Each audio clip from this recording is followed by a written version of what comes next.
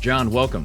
Hey, great to be with you. I'm so glad, Michael, to have some time to maybe answer a few questions and help some of your wonderful attorney friends.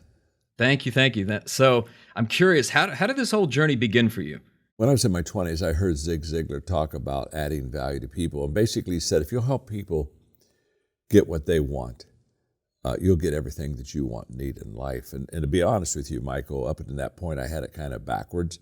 I was a young leader, and I had a lot of vision, and so I was trying to get everybody to help me and get on my leadership train. And that day, it just was a paradigm shift for me, and all of a sudden I thought, I think I'm doing it wrong. I think I need to put people first and find out what their needs are and serve them, and then the return will come back to me. And so it was during this period of time, I asked myself, because I wanted to write and I wanted to speak, I asked myself, what can I write about that people really either want to read or they need to read? And I came to the conclusion that if I could write in 4 areas, that I probably could help a lot of people. And the 4 areas are relationships, just the ability to get along with people, attitude, the ability to overcome adversity and not allow it to stop you, leadership, the ability to influence people, and then equipping, how to develop teams and train and equip people, because that's the only way you can multiply influence or money or anything is by working with and through people. And so I literally started writing books and speaking in those 4 areas, and I just found that it was right where people were.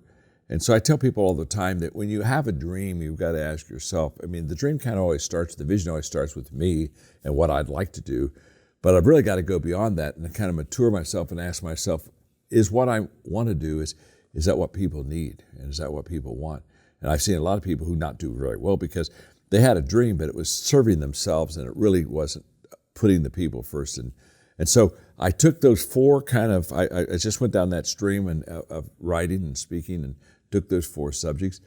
And, now it's 35 million books later. I mean, I've found that, these are 4 things that really help people. And that's why I love being here today with you. Is I love to help people and where they are and add value to them. So that's how it got started, and it's bigger than I would have ever thought. Honestly, I'm kind of surprised. I thought I would do well, but didn't think I would do this well, so I'm pleased. So I know you're quite the student of personal growth and development, and I've read that your mission is to help others realize their significance and potential. And this mission is so important to you that you essentially dedicated your whole life to it. But I'd love to learn just why that specific mission, why it's important to you.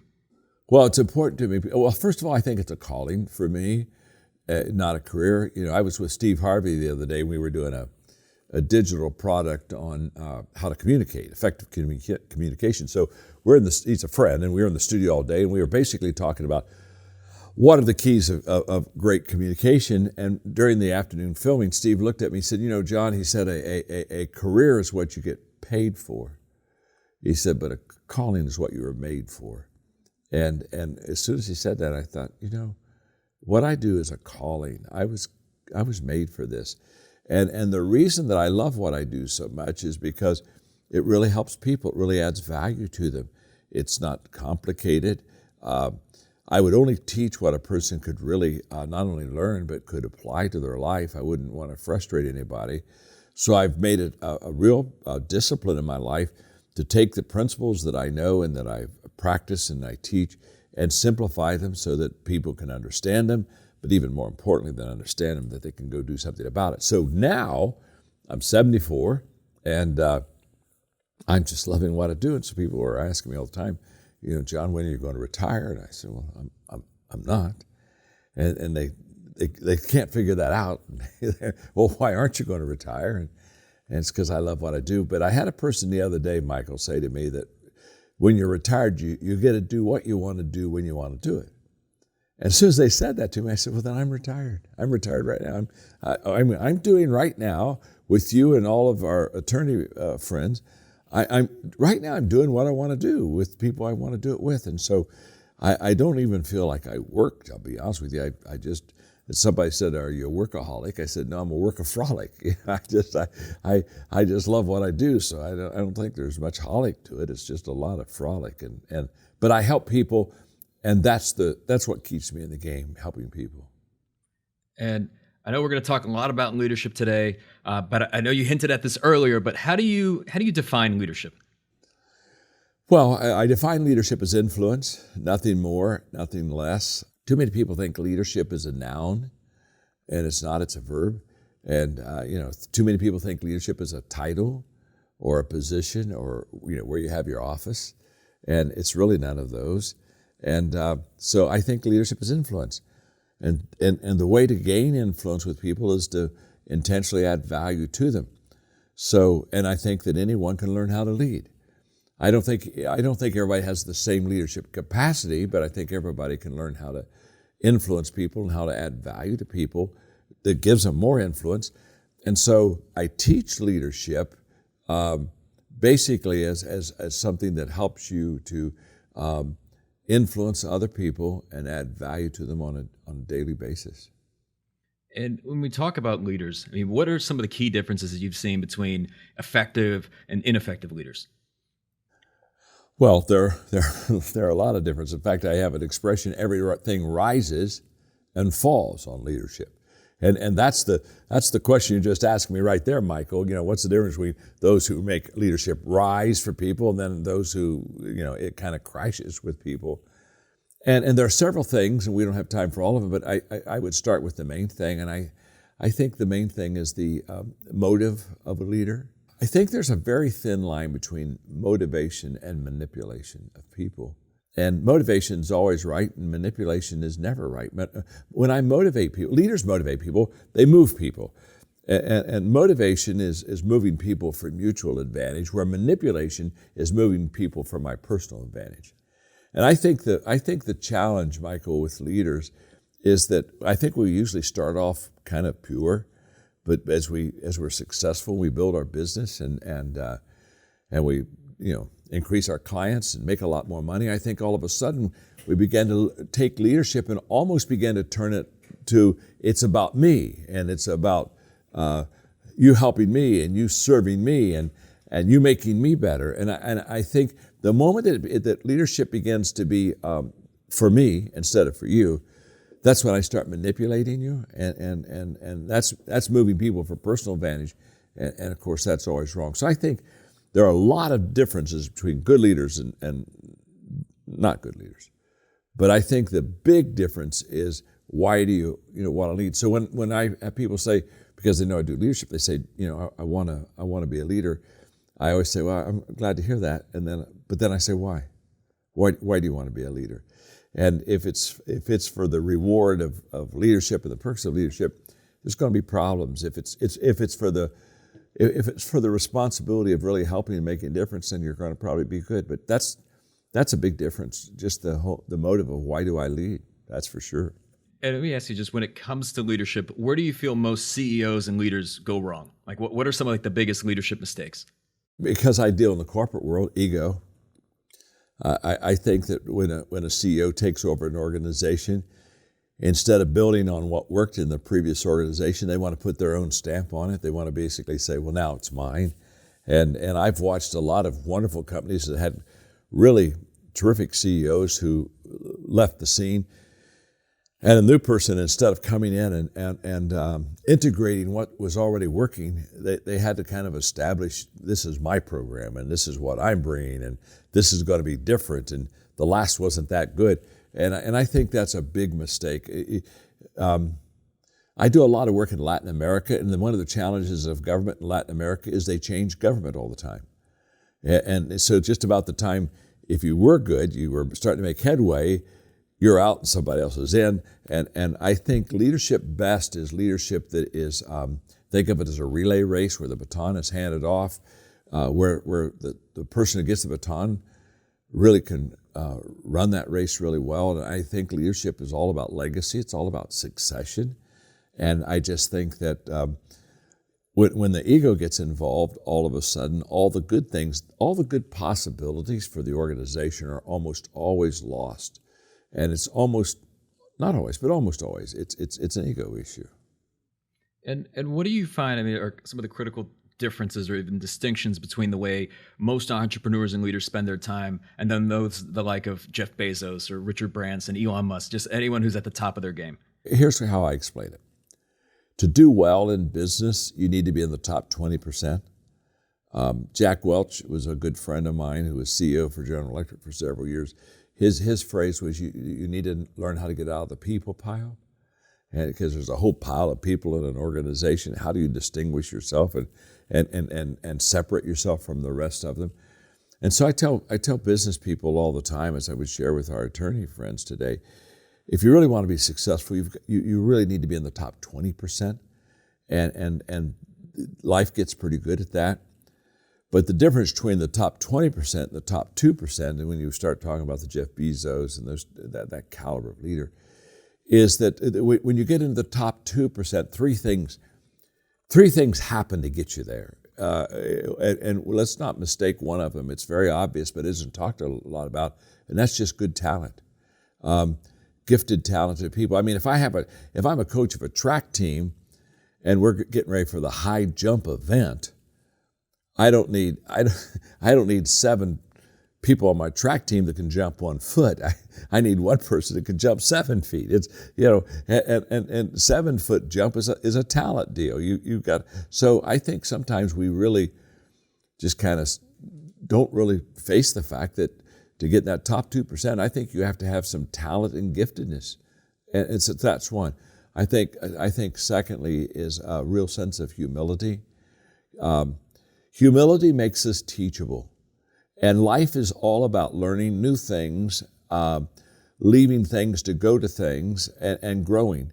And I think that humility makes me teachable, which means I'm ready to always learn new things, ask questions, not feel that I always have not only the answer, that sometimes I have the wrong answer. And I think Jim Collins, in his Good Great, just really talked about the fact that great leaders have a humility that keeps them humble and teachable, but they also have a tenacity that allows them to work hard and take great pride in what they're accomplishing. And then those two almost seem like they're opposite, but I don't think they're opposite at all.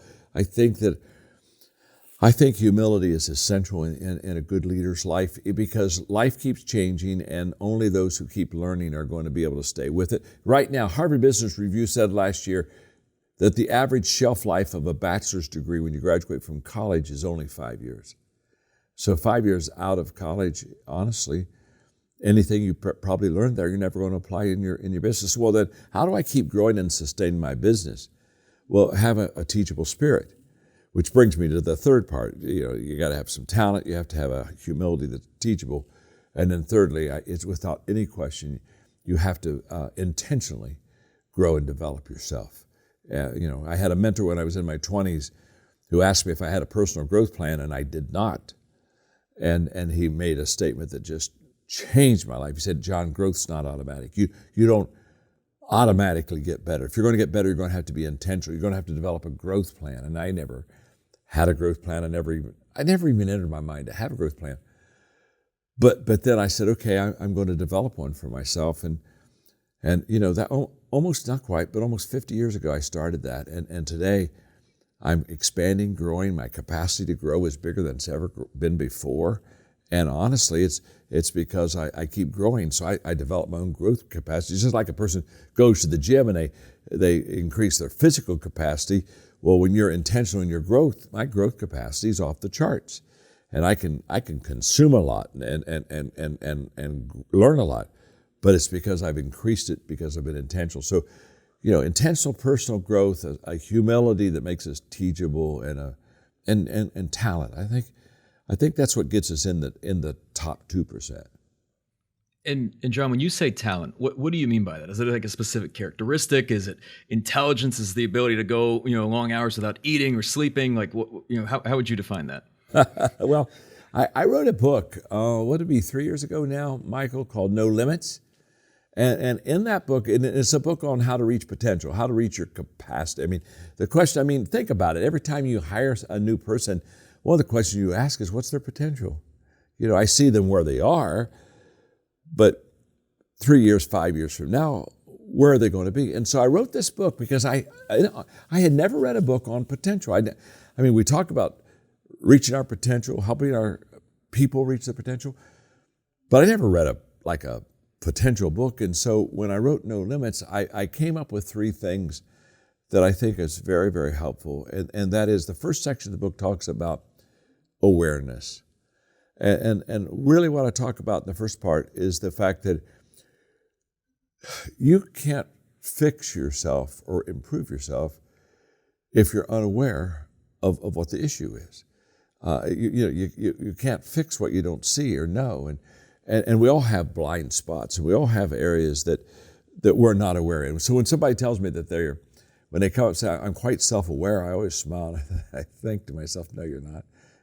I don't think any of us are self-aware. I think the only awareness I have of my blind spots in my own self is the fact that other people who love me come into my life and tell me I have these blind spots and help bring awareness to me.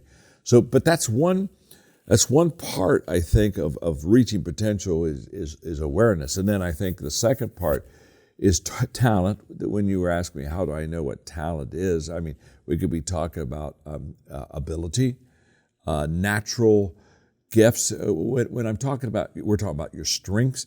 And here's what I know. If I'm working in an area where I'm gifted, talented, where I have what I would call natural strengths, here's one of the things that sets me apart. One is I'll be better than most people at it, just because I'm better. But the other thing is that, honestly, it comes quite easy to me. It's like natural. And so if I talk to somebody about leading, it's very natural for me to intuitively know how to lead. I intuitively know how to lead because I'm gifted. In my book, The 21 Irrefutable Laws of Leadership, I found that the law of intuition is the hardest of the laws to teach, because how do you teach intuition? And what I discovered is this: we are intuitive in the area of our giftedness. So because I'm gifted in leadership, going back, what's talent? What's the skill level? What's this? Because I'm talented in leadership, I'm intuitive in leadership. And so, when I say leaders see more than others see, and they see before others see, that before is pure intuition. And if I'm gifted in an area, I'm going to just see things quicker than others. So let's put it this way: if you're in a group of 6 people and you're discussing something and you're the last to catch on, then let me tell you, that's not your gifted area. I can almost promise you. So I talk about in the No Limits book, the awareness so that we can fix what needs to be fixed, giftedness, ability, because that's our strengths, and that's what really carries the freight for us, and then choices, the third part of reaching potentials. It's just making the right choices. I mean, how many times do I see people that are highly gifted and could really, really do exceptional, but they just make wrong choices, and they kind of sabotage themselves and kick themselves out of the game and are on the side of the road. So those are kind of 3 things that help us reach our potential. But when I talk about natural giftedness and abilities, I'm talking about the things that we naturally would do well. Now, we need to encourage ourselves to strengthen ourselves in those areas, because to get in the top 2%, you've got to really maximize your strength zone. Yeah, and I was going to say, before we even delve into speaking about leading others, there's always talking about the area that's even more challenging, right? And that's leading ourselves. I almost wonder, like, where do you begin with that? Well, I begin with it by the fact that I know I need to lead myself.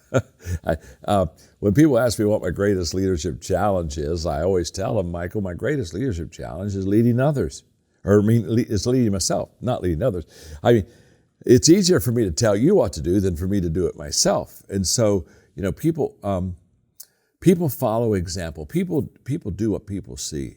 So if I can lead myself well, to be honest with you, I have a chance of doing really well with the organization. And if I can't lead myself well, how can I lead you well? Obviously. Yeah. We often hear from leaders that will say, like, they know what they need to do, yet they just don't do it. And they'll say, I wish I had, greater self-discipline. Like, how does one even develop greater self-discipline? I'm asked that question a lot. And I think the reason I'm asked the question a lot is because I'm still in the game. I'm still in the game, and I'm 74.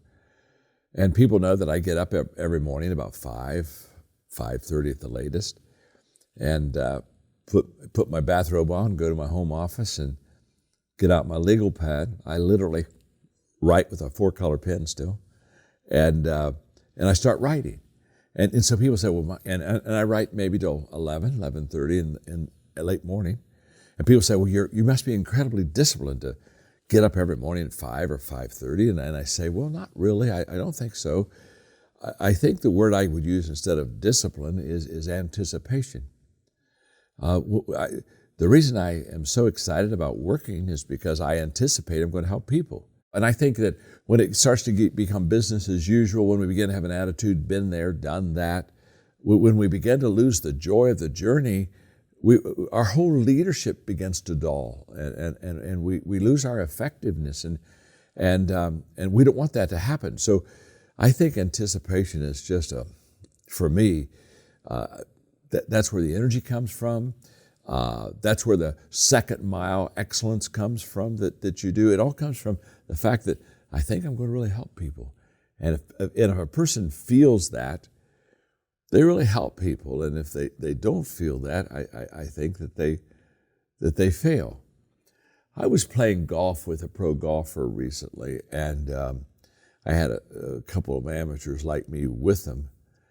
And I knew this golfer really well, or fairly well, and I told him when we got ready to play golf, I said, I'm so glad that we have you, because you're so helpful with you. The last time I played golf with you, you were helpful with the players, and you helped them read greens, and you gave them golf tips, and they just came away with a rich experience. And I said, I'm just very excited that you're going to be with us today.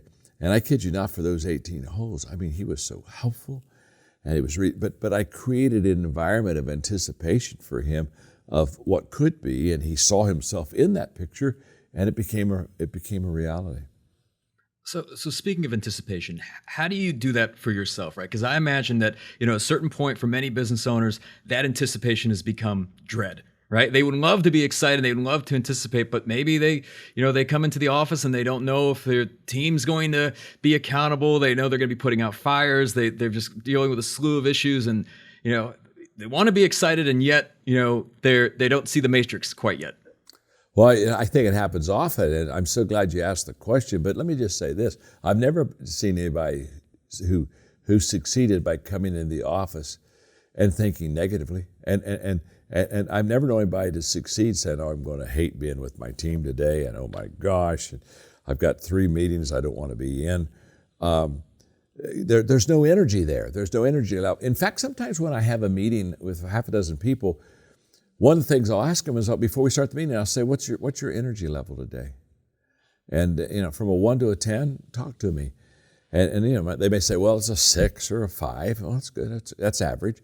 But then I say, "But for today, we got some real issues to talk about. Honestly, I'm going to need you to be about a 7. You're going to have to be a 7 for me today. If you're below a 7, probably why don't you just leave the meeting? It's okay. You're not going to help us.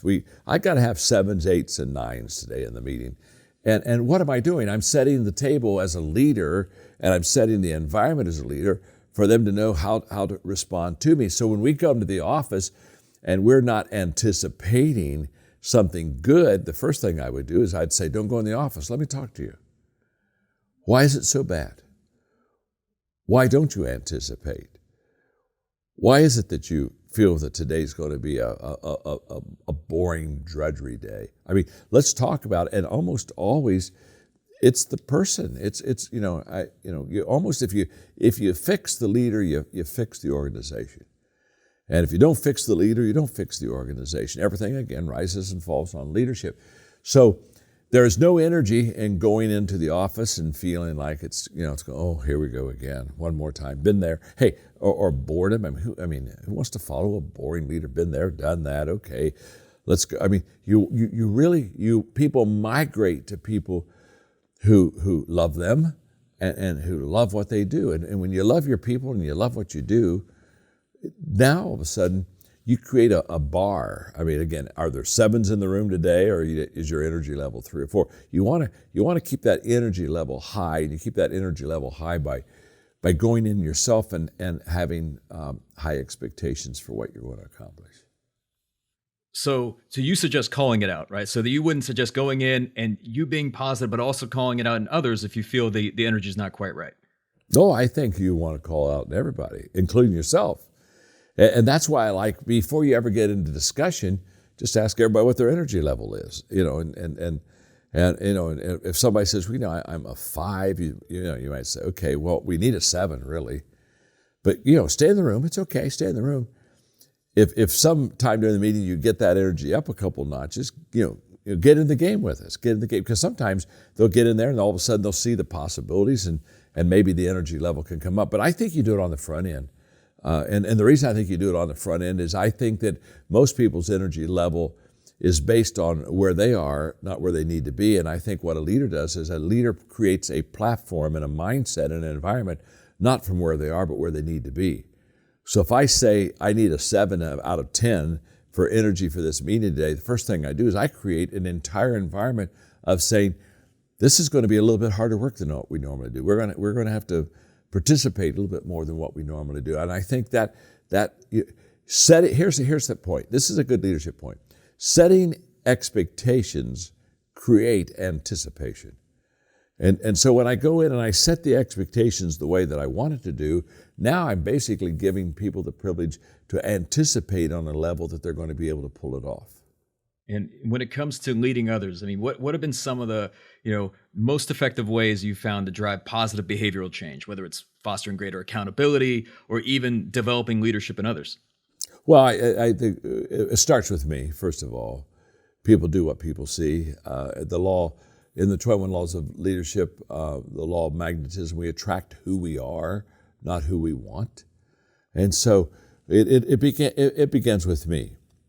But it also, I think, begins with a real sense of reality. Max Dupree said, the first responsibility of a leader is to define reality. And I think that's very, very true.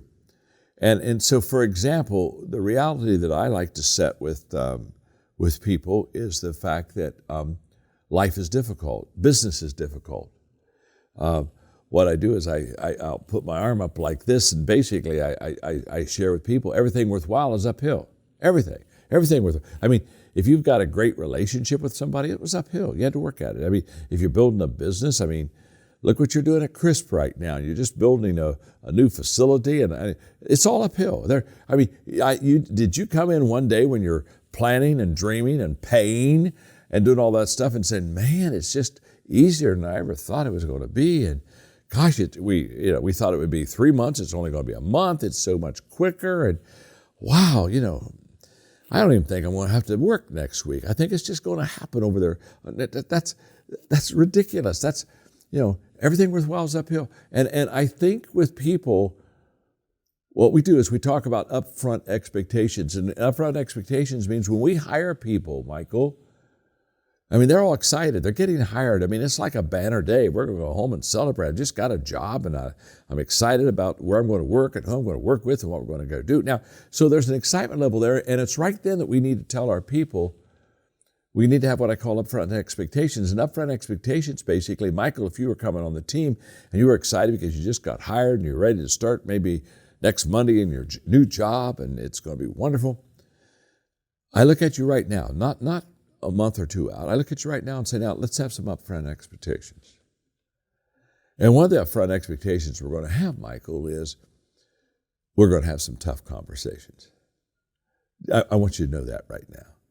That there are going to be some days in the next month that you're going to come over and we're going to sit down, and it's not going to be easy conversation because you're going to be maybe not hitting your goals, or maybe not, the behavior's not what I said. We're going to have tough conversations. But see, I do that in the front end. So maybe 3 months from now, we're having tough conversations. The first thing I say to you is, Michael, remember when we hired you? Remember I told you we'd have tough conversations? Well, we're about to have one right now. Well, I think that there's something about creating an environment of understanding on the front end that this is not an easy job. If jobs were easy, everybody would have them. I mean, there's a reason why people don't work. There's a reason why people don't get into the firm. I mean, and so I think it's really helping people understand that life is difficult, it's uphill. Now here's what's beautiful. The moment I embrace the fact that business is difficult, that hiring is challenging, that firing is not fun, the moment I begin to embrace that, guess what? Life doesn't become as difficult anymore. Because now, see, disappointment is the gap between expectation and reality. What I try to help people understand is as leaders, we work hard on closing that gap. So be the model, and then set people up to realize that this is not going to be easy. Reality says it's going to take us longer than we think. It's going to cost us more than we think. And I think those are the things that leaders do on the front end. The mistake I made as a young leader, this was a big mistake I made, is I didn't have those upfront expectations. And so I'd hire them, and then I would know we're going to have a bump in the road down the road, but I'd say, well, I'll wait till we get to that bump. And by that time, I hope that I'm so relationally connected with them that they like me, and I could almost relationally bring them through that difficult time. And I found it's just not true. It's not true. So if the harder work you do on the front end, the better it goes on the back end. The easier it is, and the less work you do on the front end, the harder it is. And so the question, it's always pay now, play later, and everybody has to pay. The question is not will I pay. The question is when will I pay. And I think doing it on the front end really sets you up for some good long wins. I'd love to know your thoughts on just how leaders can just approach leading and engaging younger team members, or if I put it another way, millennials. I'm glad you just said the millennials, because that's the number one question I'm asked, Michael, is wherever I go with companies, they'll say, well, okay, how do I engage millennials and working? And so let me talk about that for a moment, because there's a high frustration, and the frustration is in the fact that most of the people asking the question of how they engage millennials are older people. And so our values are different, and including work ethic and priorities and what we think is important. So when they ask me that question, I throw them a little bit of a curve, I think, but I help them. And here's how I help them. I share with them that the only way that they'll ever get the best out of millennials is to value millennials right where they are.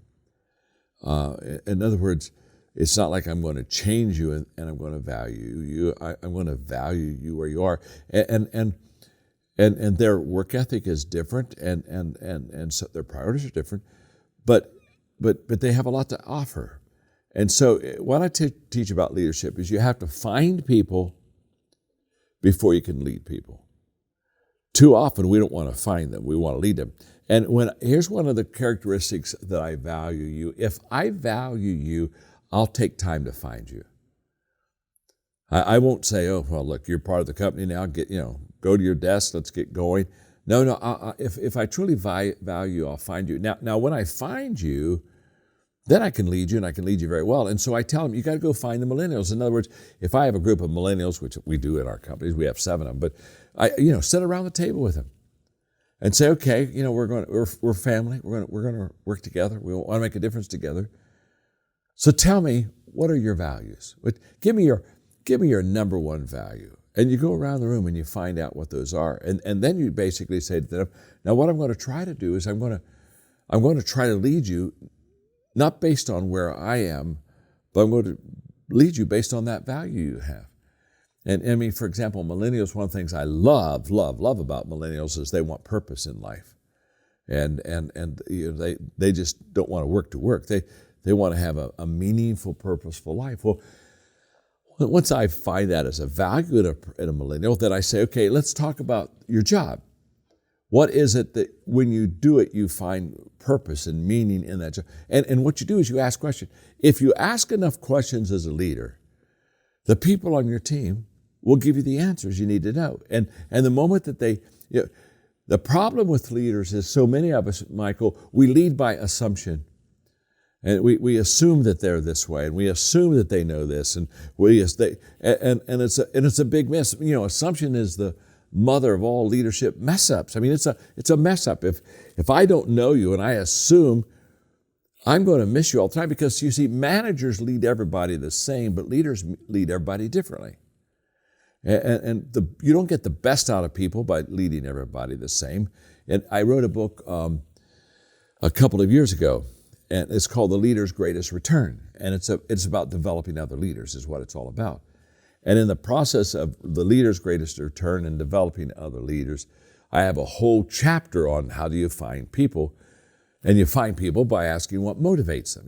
If I know what motivates you, if I know what your values are, if I know what you consider to be your purpose, if I know what you really think is important in priorities, if I start knowing those things, I can do a good job leading you, because I'll lead you. You see, managers lead everybody the same, but leaders lead everybody differently.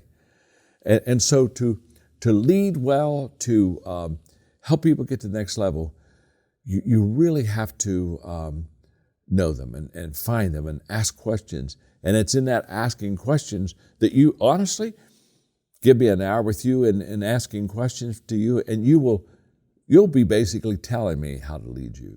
You'll be giving me my little blueprint on how I'm going to lead Michael and the company, because I'm going to ask you enough questions. I'm going to lead according to where you are, not where I am. I'm going to lead according to what you want, not what I want. I'm going to lead according to what you see, not what I see. And I think that's the huge miss many times in leadership. Yeah, and speaking of finding people, I mean, when it comes to, I want to talk about hiring, right? Because what are some of the ways law firm owners or business leaders can attract the best talent to their organizations? This is the one that you always hear about. It's so difficult, to find good people. And I don't mean just best talent. It's also ensuring culture fit. Well, okay. First of all, when you ask the hiring question, in fact, I have Mark Cole, who's the CEO of our John Maxwell Enterprise. He just walked a little bit ago in the studio. When he walked in the studio and you asked me a hiring question, first of all, I have to let you know I don't hire, okay? I haven't hired for many years. And Mark does hire, and I may ask Mark in a moment to come over and give us one or two quick thoughts about hiring, because he has to live in that world. I don't have to live in that world. But I also want to give you another disclaimer upon. I not only don't hire, when I did hire, I wasn't any good, okay? So this is going back to being aware of what you do well and aware of what you don't do well. I've never considered myself a good hire, and I know why. I have a real blind spot. My blind spot is I think the best in people. And if you think the best in people, you should never hire. I mean, you have no business hiring. You got to be some cynical son of a gun to hire. You know what I mean? You got to look at it. You got to want to lift up every rock and see what's under that sucker. And you want to ask a lot more questions than and so I naively thought that, okay, your job didn't work out really well for you in your last place, but now you're going to be on my team, and it's going to all be well, and I'm going to make you better. And how stupid can you really get? So when it comes to hiring, I don't ever feel I did it well. I don't do it at all. And I'm going to ask if Mark will just come over, and I'm not going to get out of my seat. I'm just going to. This is Mark Cole, and he was just in the studio, and he runs the entire John Maxwell Enterprise. Could you help him a little bit on hiring for me? Yeah, so do I have like 3 hours? Yeah, you have. Right. How about 3 minutes? 3 minutes. With 3 minutes? We'll give him 3, won't we, Michael? I can do it. I can do it in 3 minutes. So the first thing we do is we get really clear on what's important to us. And for us, character, culture, and competence is super important. So competence is the responsibility of the hiring manager. They have to ask the question, does this person have what it takes or have the characteristics that we can develop to get us what we need from this position? And that's the competence questions answered by the supervising person, team member. The second question is character, and that's not values and morals. We assume that if you know who we are, you want to work with us, and we kind of got that. But it's, do we have the ability to work together well? That question is answered by the people that's going to be working most closely with them throughout the day. And then the final question is one that for many years I answered alone. We're too big now, so I've trained our leaders to ask the question of culture. For us, culture consists of three things. Are they coachable? Are they clear on what success looks like to them as an individual? And do they have clarity on how they can make us better? We're a growth organization, so we don't want to just make them better. We want to have a clarity from them on how they can make us better. Of course, we use DISC, we use other personality profiles to ensure that we get the right person. The final thing that I'd say, and there is a lot to say, is we hire temporarily. And now that sounds really weird because the cost of hiring, the difficulty of finding the right person is really, it just slows everything down. It really affects productivity. However, what affects productivity worse longer is hiring the wrong person and trying to make it the right person after some time. So it's more costly to discover that you hired the wrong person because somehow you missed it and you try to make it work. So we hire temporarily. What that means is in 90 days, you, the new teammate, and we, the hiring person, is going to come right back and we're going to ask all the interview questions again and see how well we did. And I can't tell you how many times we've looked at the 90 days and went, sorry, made a mistake. In fact, I just yesterday hired a very critical, one of our top leaders will report directly to me, big hire. And I just looked at her and I said, hey, this is a 90-day engagement. I think we can get through anything in 90 days and then we'll look at each other again. So I hope that helps. Yeah, and it's very helpful. It's actually kind of a perfect segue in the sense that, when a company starts, the entrepreneur typically plays a very pivotal role in the company culture, as well as client relationships. But as that business grows, it eventually seems like it becomes impossible for the leader to be intimately involved with every team member and every client to the degree that, that makes it feasible. How can you make the company culture and client relationships the best possible at scale so that everyone feels valued and appreciated? Well, I think that's a challenge for anybody, obviously, the ability to develop and train other people to carry the load is essential. I always say that what I try to do is add value to leaders who multiply value to others, and so what we're always trying to do is we're trying to raise up leaders. How big can your company come when you're starting to grow? When you're starting to talk about scale? They can grow to the number of good leaders you have. And if you have 3 good leaders today, there's so much 3 good leaders can do with the people. And you say, well, I would like to get bigger. Well, then you need to go get leader number 4. You need to get leader number 5. And sometimes you can bring them in and they're already a leader. Sometimes they'll come up from within and you develop them as leaders. But here's what I know. Everything rises and falls on leadership. So whenever you're trying to grow your company, you have to, first of all, have a leadership culture. You have to people, and then you have to have a real equipping, empowering arm in your organization where you equip them on what they need to do, but then you empower them to go out and do that. And what I have found is that if I'm a controlling leader and I have to know everything and I have to make all the decisions, I become a major limitation to the growth of my organization. My organization can only grow to the level of my own skills and my own time and my own influence. And so the only way that you can grow a company is to grow leaders. And so I think developing a leadership culture in your company, having intentional programming and planning in your organization, and training that allows them to develop more leaders, and then letting them run with the ball. And I know the answer. I had a person one time come to me and say, you know what? I get so tired of training people. I get them on the team and I train them and equip it, and I get them just really ready to roll and they get good. And he said, and then they leave. I spent all this money, a year and a half of time, and they looked at me and said, is there anything worse than training somebody and working hard and then having them leave your company? I said, well, yeah, I can think of something. And they said, well, what would that be? I said, not training them and having them stay. That's a lot worse. And so I think that when we develop a leadership culture of empowerment and equipping, and we begin to let other people take it in territory and let them get some experience under the belt, and let them get some wins and losses. And I think the mistake is we say again, well, they can't do it as well as I can do it. Well, that isn't the issue. The issue is the fact if you keep doing it, you're going to limit yourself. And so empower. And will they make mistakes? Of course. Will they fail? Of course. But let me just stop for a moment and say to you, I think this is another loss. I think that we have not done well for ourselves when we try to separate failure from success.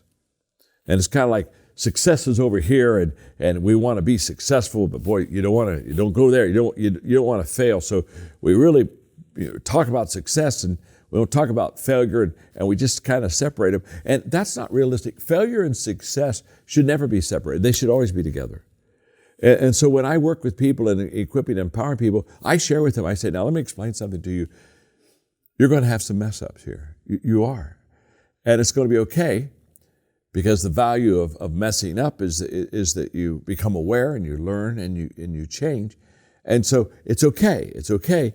And so we're going to let you have a few misses because we want you to learn and grow. In fact, in our John Maxwell Team, we developed what we call a cycle of success. This may be really helpful to the attorneys. Hopefully this will help you. It's a circle. It's a circle of success, really. It's a cycle. It keeps going around. And there are 5 components of it, and the 5 components are we test, fail, learn, improve, and then re-enter. And then we do it again. We test. This is a cycle. This isn't a journey. If it's a journey, I may pass and never come back again. No. We constantly come back to these 5 things. But I want you to think of it as a cycle that grows. So, test, fail, learn, improve, re-enter. Test, fail, learn, improve, re-enter. Test, fail, and you're constant. Now, here's what I want you to catch. When you test a lot, you fail a lot. So we fail a lot. Well, what's the value of failure? Why do you not separate success and failure? Because failure has much to teach us. The value of failure is what you learn from it. So when people say, oh, this was a bad time of my life, COVID-19, oh my gosh, was a terrible time of my life. Okay, I got it. We didn't like that. What did you learn from it? How did you get better from it? So it's test, fail, learn, and improve. The value of failure is to learn, and the value of learning is to improve, and the value of improving is that you get to re-enter back in the organization at a higher level than you've ever been, and so the cycle continues. And I think that is really essential in empowerment and in scaling, understanding how it works, and being comfortable with the fact that you're going to have some misses, but that's how you learn, and that's how you grow, and that's how you get better, really. Love it. And John, I'd love to speak briefly a bit about the future, to kind of get your thoughts, maybe your predictions. I imagine many of our listeners may be leading teams that have shifted to either a completely remote or hybrid model of work post-COVID. What would you say to leaders that want to keep engagement and accountability high without being in the office on a consistent basis? Well, I think that we're obviously, I know we're at a time of great transition and change. And in fact, I wrote a book really about 2.5 years ago called Leadershift.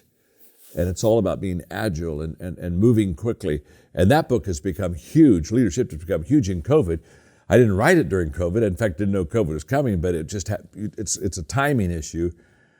And it's all about being able to pivot, make U-turns, be agile, that entire process.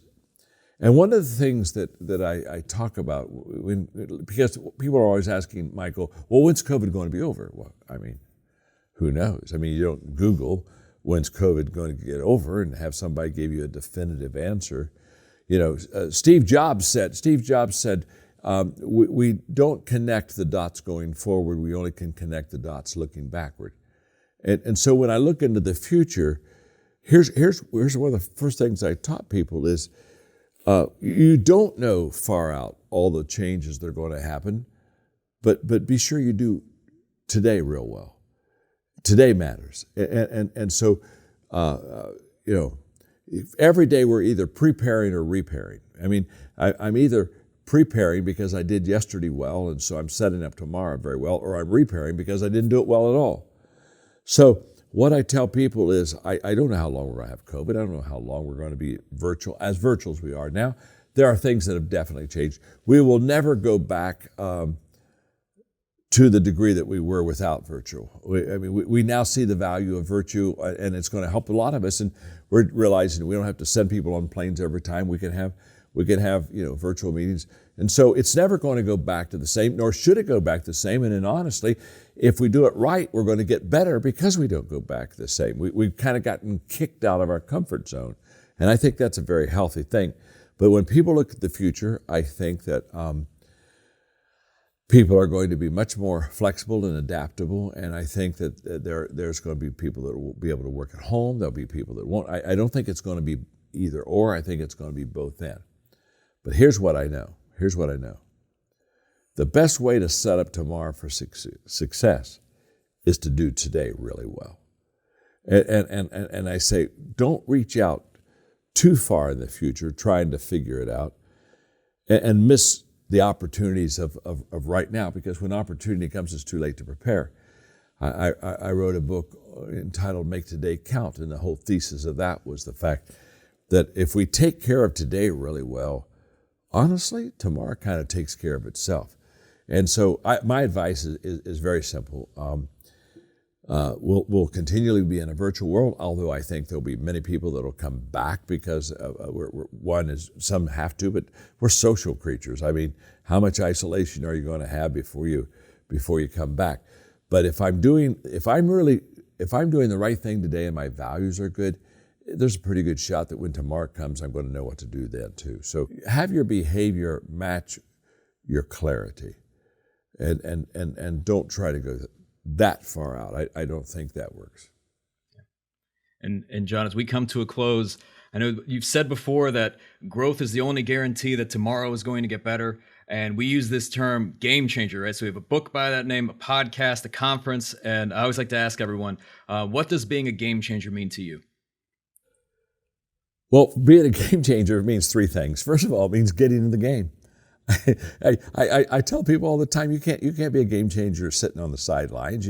I mean, it always cracks me up. The guy that's got a beer and a hot dog is yelling at the referee out on the field, or telling the player to run a little harder, cut a little bit bigger. And I said, why don't you just set the beer and the hot dog down and get out there and see what you can do? I mean, get in the arena of action. So game changer, first of all, means to be in the game. The second thing it means is to be a great teammate.